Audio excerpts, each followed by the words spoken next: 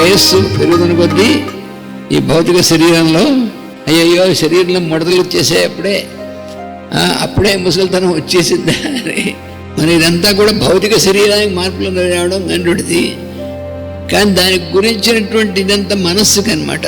జర అంటారు. జర అంటే పట్టు తప్పడం. వృద్ధత్వం అంటే ఒక వయస్సు వచ్చిన తర్వాత వృద్ధి అనేటువంటిది అయిన తర్వాత అక్కడి నుంచి ఆగి మార్పు రావడం. కాళిదాసు మహాకవి రఘువంశంలో సూర్యవంశీయులైనటువంటి వాళ్ళ గురించి వర్ణిస్తూ ఉంటాడు.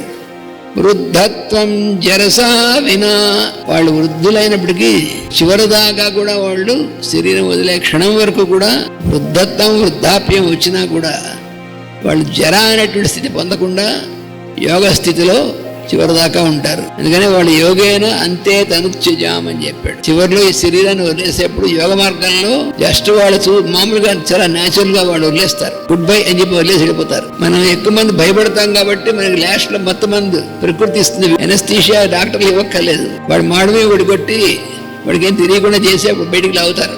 ఎవరు? యమభట్టులు. గిందుకుంటూ ఉంటాడు వీడితో న్యూసెన్స్ అని చెప్పి వాడికి ఎనస్థీషియా ఇచ్చి లాగేస్తారు బయటికి. యోగ స్థితిలో ఉన్న వాడికి అవసరం లేదు. ఆ టైం రాగానే వాడు తెలుస్తుంది, అలా వదిలేస్తారు శరీరం.